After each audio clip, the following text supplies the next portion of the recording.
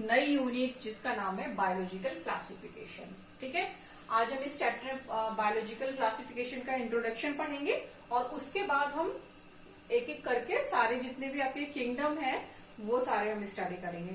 तो सबसे पहले हम बायोलॉजिकल क्लासिफिकेशन की बात कर लेंगे। बायोलॉजिकल क्लासिफिकेशन क्या है? देखो, biological classification is a branch in which various group of organism placed together with their similarities and dissimilarities। मतलब कि विज्ञान की वो शाखा जिसके अंदर हम कुछ ऑर्गेनिज्म की स्टडी करते हैं उनकी सिमिलरिटीज के बेसिस पे एंड डिससिमिलरिटीज के बेसिस पे। तो हम जब कोई भी चीज स्टडी करते हैं तो उस पर कुछ ना कुछ पहले वर्क हुआ रहता है। हम आपकी जब एनसीईआरटी स्टडी करते हैं तो उसमें क्या होता है, टू किंगडम क्लासिफिकेशन को वेरीफाई किया गया है, लेकिन उससे पहले कहीं कुछ ना कुछ वर्क हुआ होगा, कुछ ओल्ड वर्क हुआ होगा। तो जो भी ओल्ड वर्क क्लासिफिकेशन पे हुआ उसके हम दो बेसिस बांट लेते हैं कि एक तो क्या कि नॉन साइंटिफिक रीजन हुआ होगा, कुछ एक साइंटिफिक रीजन।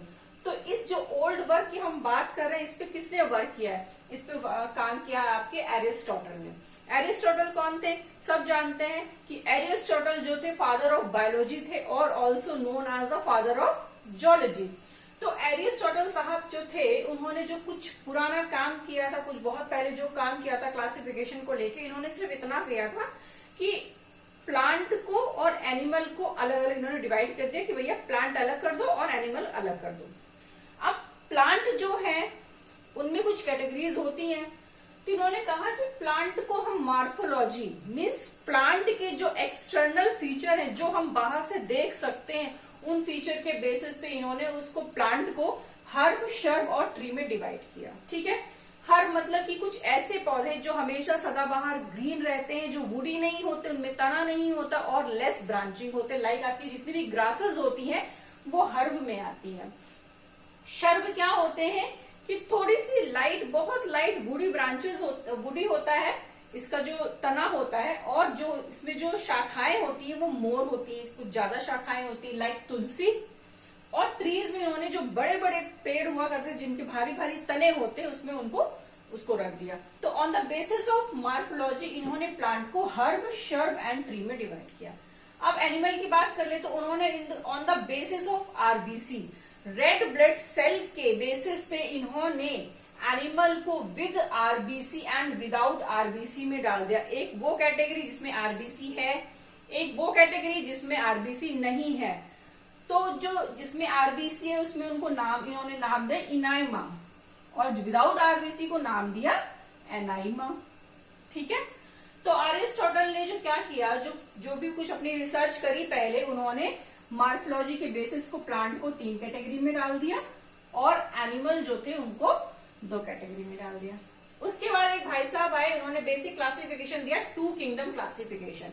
18th सेंचुरी में लीनियस भाई आए और उन्होंने कहा कि ना, प्लांट एंड एनिमल को इन्होंने स्टडी किया on the basis of cell wall. Cell wall के बिहाफ पे इन्होंने प्लांट और एनिमल को क्लासिफाई किया। ठीक है, तो इन्होंने प्लांट में क्या किया, algae, bryophyte, pteridophyte, gymnosperm, angiosperm को रखा। एनिमल में इन्होंने sponges, flatworm, fishes, Abies and protozoa को रखा। और बेसिस का था, अब इसका जो बेसिस था on the basis of cell wall. तो इन्होंने क्या किया, सेल वॉल के आधार पे प्लांट और एनिमल को क्लासिफाई किया। इसका ड्रॉबैक क्या था? ड्रॉबैक ये था कि इन्होंने फंजाई और बैक्टीरिया को भी इसी में रख दिया प्लांट में, जो कि बहुत ही अनयूजुअल थिंग है। क्यों भाई? भैया प्रोकैरियोटिक को भी साथ में रख दोगे, यूकैरियोटिक को भी साथ में रख दोगे, पॉसिबल ही नहीं है। यूनिसेलुलर को भी साथ में रख दिया, मल्टी सेलुलर को भी साथ में रख दिया।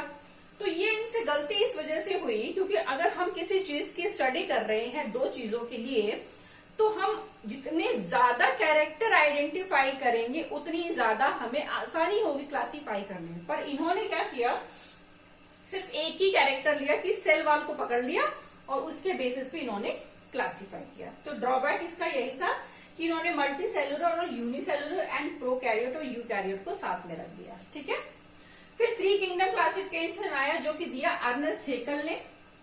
इन्होंने कहा कि प्लांट और एनिमल है वो तो ठीक है, इन्होंने एक नई चीज लगा दी, प्रोटिस्टा।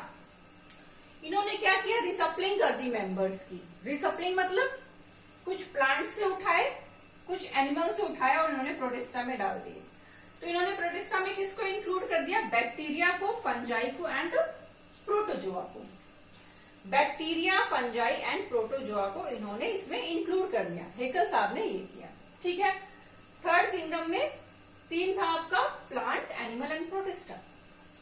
उसके बाद आया आपका 4 किंगडम क्लासिफिकेशन, जो कि दिया था कोपलैंड ने।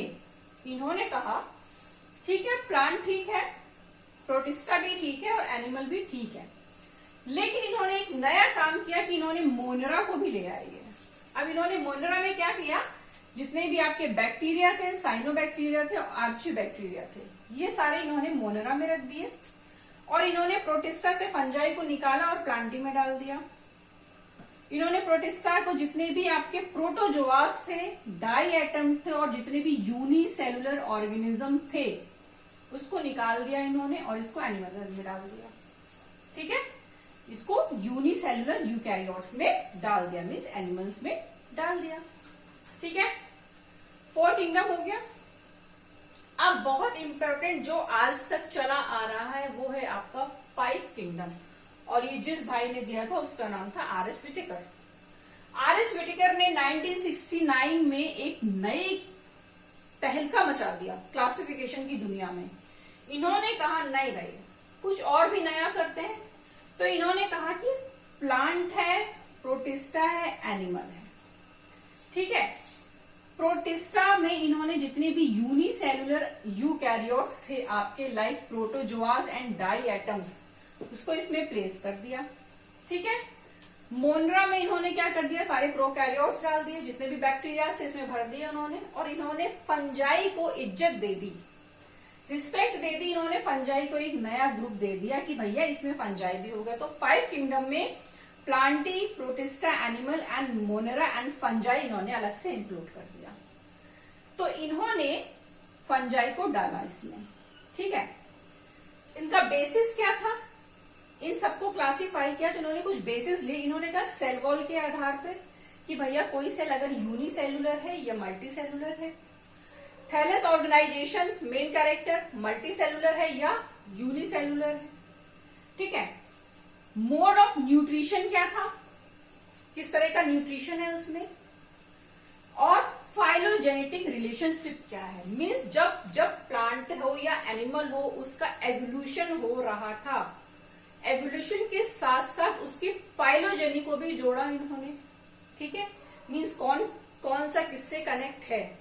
तो जितना ज्यादा एवोल्यूशनरी हिस्ट्री बात करी, इन्होंने फाइलोजेनी को भी एवोल्यूशन से इंक्लूड कर दिया।